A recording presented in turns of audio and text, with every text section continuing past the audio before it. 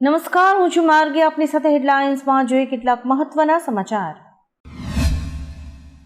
હવામાન વિભાગ મુજબ રાજ્યમાં આગામી 7 દિવસ હળવા વરસાદની શક્યતા છે, જ્યારે કે નવસારી, વલસાડ, તાપી, ડાંગ, દમણ અને દાદરા નગર હવેલીમાં ભારે વરસાદ પડી શકે છે. 16 અને 17મી ઓગસ્ટે રાજ્યમાં ગાજવીજ સાથે વરસાદ થવાની આગાહી છે. Upper air cyclonic circulation system સક્રિય થવાને કારણે વરસાદી માહોલ બનશે. અમદાવાદ અને ગાંધીનગરમાં હળવા વરસાદની સંભાવના વ્યક્ત કરાઈ છે. આઈફોન યુઝર્સ માટે ખુશખબરી છે. એપલ ટૂંક સમયમાં સિરીમાં મોટા ફેરફાર લાવવાની તૈયારીમાં છે. હવે યુઝર તેમના અવાજથી આઈફોનની મોટાભાગની એપ્લિકેશન્સ કંટ્રોલ કરી શકશે અને સિરી હવે અનેક કામ એક જ કમાન્ડથી પૂરા કરશે. આ માટે એપ્લિકેશન ઓપન કરવાની જરૂર નહીં રહે. ઉલ્લેખનીય છે કે અત્યાર સુધી સિરી ફક્ત પોતાની એપ્લિકેશન્સમાં નાના કામ કરતી હતી, પરંતુ હવે તે દરેક એપ્સમાં પણ મોટાભાગના ટાસ્ક પૂરા કરી શકશે, જેના કારણે યુઝર અનુભવ વધુ સરળ બનશે. અભિનેતા પ્રતીક ગાંધી અને સની હિન્દુજા તેમની વેબ સિરીઝ સારે જહાં સે અચ્છાની રિલીઝ માટે ઉત્સાહિત છે. 1970ના દાયકાની પૃષ્ઠભૂમિમાં બનેલી આ રો અને આઈએસઆઈ વચ્ચેના ખુફિયા જંગની કહાની છે. આ સિરીઝ ગુમનામ જાસૂસોના સાહસ અને બલિદાનને સલામ કરે છે. પ્રતીક અને સનીએ કહ્યું કે દેશ માટે જીવ જોખમમાં મૂકી કામ કરનારા જાસૂસોને સન્માન આપવાનો સમય આવી ગયો છે. આ સિરીઝ 13મી ઓગસ્ટે નેટફ્લિક્સ પર રિલીઝ થશે. ચોમાસુ સત્રના 16મા દિવસે વોટર વેરિફિકેશન અને વોટ ચોરીના મુદ્દે વિપક્ષના આશરે 300 સાંસદોએ સંસદમાં હોબાળો મચાવ્યો હતો. મકર દ્વારથી ચૂંટણી પંચ કાર્યાલય સુધી કૂચ દરમિયાન પ્રિયંકા ગાંધી સહિતના નેતાઓએ મોદી સરકાર વિરુદ્ધ નારેબાજી કરી હતી.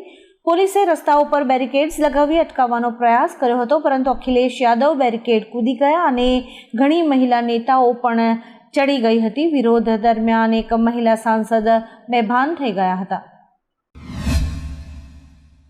નોઈડાના સેક્ટર 137 સ્થિત પારસ ટિએરા સોસાયટીના ડે કેરમાં 15 મહિનાની બાળકી ઉપર નોકરાણી દ્વારા અત્યાચાર કરવાનો કેસ સામે આવ્યો છે.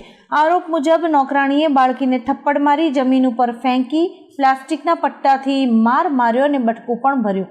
બાળકી મોટેથી રડતી જોવા મળતા સમગ્ર મામલો બહાર આવ્યો. પોલીસે આરોપી નોકરાણીની ધરપકડ કરી છે. જોકે આ ઘટનાએ માતા પિતાને બાળકોની સુરક્ષા અંગે ચેતવણી આપી છે.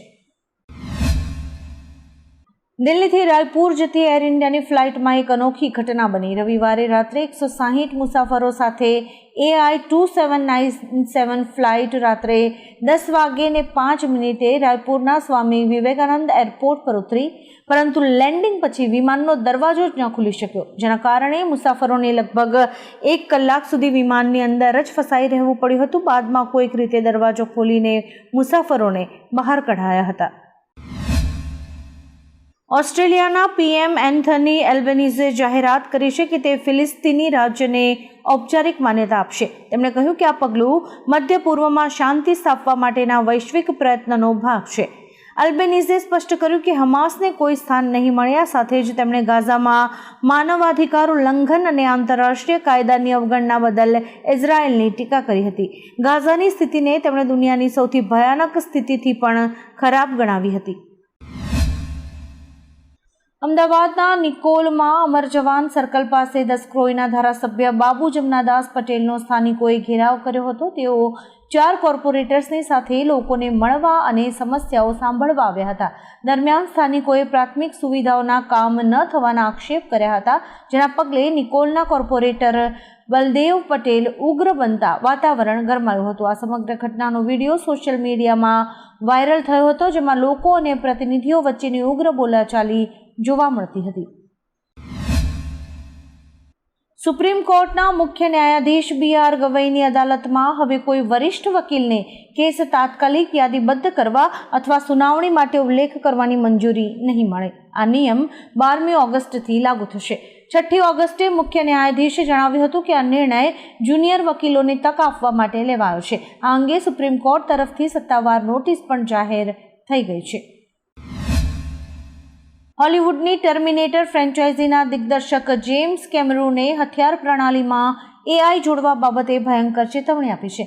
તેમણે કહ્યું કે પરમાણુ અને આધુનિક રક્ષા પદ્ધતિઓ સાથે AI જોડવાથી વાસ્તવિક જીવનમાં ટર્મિનેટર જેવી વિનાશકારી પરિસ્થિતિ સર્જાઈ શકે છે. લશ્કરી નિર્ણય પ્રક્રિયા ઝડપી હોવાને કારણે તેના પર માનવ નિયંત્રણ જરૂરી છે. જો તેની પર AIનું નિયંત્રણ હશે તો તેના ગંભીર પરિણામો આવી શકે છે. વિશ્વના ટોચના ધનિકોની યાદીમાં મોટા ફેરફાર થયા છે. માઇક્રોસોફ્ટના બિલ ગેટ્સ બાદ વોરન બફે પણ ટોપ 10માંથી બહાર થયા છે. બફેની નેટવર્થ $1.96 અબજ ઘટી ગઈ છે અને હવે તેઓ 11મા ક્રમે પહોંચ્યા છે, જ્યારે કે બિલ ગેટ્સ $123 અબજ પરથી 15મા ક્રમે છે. બર્કશાયર હેથવેના 94 વર્ષીય ચેરમેન બફે લાંબા સમયથી ટોપ 10માં હતા. બીજી તરફ ડેલ ટેકના CEOએ ટોપ 10માં એન્ટ્રી લઈ લીધી છે. મુકેશ અંબાણી $98.1 અબજ સાથે 18મા સ્થાન પર છે. અમદાવાદના નહેરુનગર ઝાંસીની રાણી નજીક મોડી રાત્રે BRTS કોરિડોરમાં કાર અને ટુ વ્હીલર વચ્ચે ભીષણ અકસ્માત સર્જાયો હતો. અકસ્માત એટલો ગંભીર હતો કે ટુ વ્હીલરનો કચ્ચરઘાણ થઈ ગયો હતો. ઘટના સ્થળે જ ટુ વ્હીલર સવાર 2 યુવકોના મોત થયા હતા. ટ્રાફિક પોલીસે કાર ચાલકની અટકાયત કરીને વધુ તપાસ હાથ ધરી છે, જ્યારે કે મૃતદેહોને PM બાદ પરિવારને સોંપવામાં આવશે. ભારત અને પાકિસ્તાનના નૌકાદળો સોમવારે અરબી સમુદ્રમાં એક જ સમયે અભ્યાસ કરશે. આ કવાયત આગામી થોડા દિવસ સુધી ચાલુ રહેશે.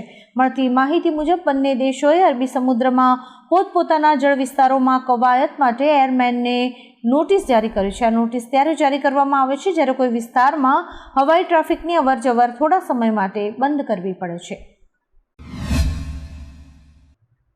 રાજકોટ ST બસ સ્પોટમાં મહિલા મુસાફર સાથે ડ્રાઈવરે માથાકૂટ કરી હોય અને મારપીટ કરી હોય તેવી ઘટના સામે આવી છે. ડ્રાઈવર નરેન્દ્રસિંહે મહિલા મુસાફર સાથે બસમાં બેસવાની બાબતે ઝઘડો કરી હિંસક વર્તન કર્યું હતું. જોકે વિડીયો વાયરલ થયા બાદ ત્વરિત કાર્યવાહી કરવામાં આવી હતી. ડ્રાઈવરને સસ્પેન્ડ કરાયો છે. વિભાગીય નિયામક JB કરોતરાએ સસ્પેન્શનના આદેશ આપ્યા છે. ગુજરાતમાં આગામી 24 કલાકમાં હળવો વરસાદ પડશે. ખાસ કરીને દક્ષિણ ગુજરાતના ભરૂચ, સુરત, તાપી, નર્મદા, નવસારી, વલસાડ, દાદરા નગર હવેલી, અમદાવાદ અને દમણમાં હળવા વરસાદની શક્યતા છે. અત્યારે વરસાદી સિસ્ટમ નબળી હોવાથી ભારે વરસાદની આગાહી જોકે નથી કરાઈ.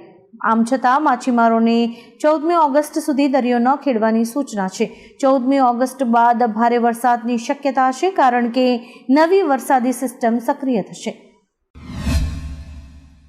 પાકિસ્તાનના આર્મી ચીફ ફિલ્ડ માર્શલ અસીમ મુનીરે અમેરિકામાં બેસીને ધમકી આપી છે.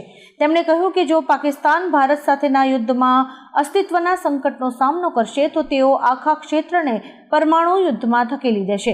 તેમણે કહ્યું કે આપણે એક પરમાણુ રાષ્ટ્ર છીએ. જો આપણને લાગે કે આપણે હારી રહ્યા છીએ તો આપણે અડધી દુનિયાને પોતાની સાથે લઈને ડૂબીશું.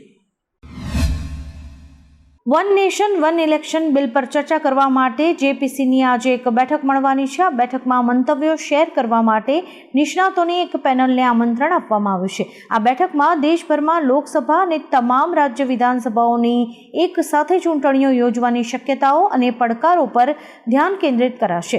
JPC 19મી ઓગસ્ટના રોજ ભારતના ભૂતપૂર્વ મુખ્ય ન્યાયાધીશ જસ્ટિસ સંજીવ ખન્ના સાથે પણ આ મુદ્દા પર વાત કરશે. તુર્કીના ઉત્તર પશ્ચિમ પ્રાંત બાલિકેસિરમાં ભૂકંપના જોરદાર આંચકા અનુભવાયા હતા. રિક્ટર સ્કેલ પર ભૂકંપની તીવ્રતા 6.1 માપવામાં આવી હતી. ભૂકંપને કારણે લગભગ 12 ઇમારતો ધરાશાયી થઈ ગઈ હતી. ધરાશાયી થયેલી ઇમારતના કાટમાળ નીચે 2 લોકો દટાયા હતા. રાહત અને બચાવ કામગીરી ચાલુ છે. નાગરિકોને ક્ષતિગ્રસ્ત ઇમારતોથી દૂર રહેવાની અપીલ કરાઈ છે. જોકે જાનહાનિના કોઈ જ સમાચાર નથી. અમેરિકાના ટ્રમ્પ પ્રશાસને વિઝા ઇન્ટરવ્યૂ સંબંધિત નિયમોમાં ફેરફાર કર્યા છે. હવે ડ્રોપબોક્સ કાર્યક્રમ હેઠળ મળતી ઇન્ટરવ્યૂની છૂટ 2 સપ્ટેમ્બરથી સમાપ્ત થશે. B1, B2, H1B સહિત અનેક વિઝા કેટેગરી માટે આ છૂટ લાગુ નહીં રહે. એટલે કે હવે વિઝા મેળવવા માટે દરેક અરજદારે ઇન્ટરવ્યૂ આપવું ફરજિયાત થશે. આ બદલાવથી અનેક ભારતીય અરજદારો પર અસર પડી શકે છે. આવા જ કેટલાક રસપ્રદ સમાચારો નિહાળવા માટે અમારી યુટ્યુબ ચેનલને લાઇક, શેર અને સબસ્ક્રાઇબ કરો અને જોતા રહો હેડલાઇન્સ.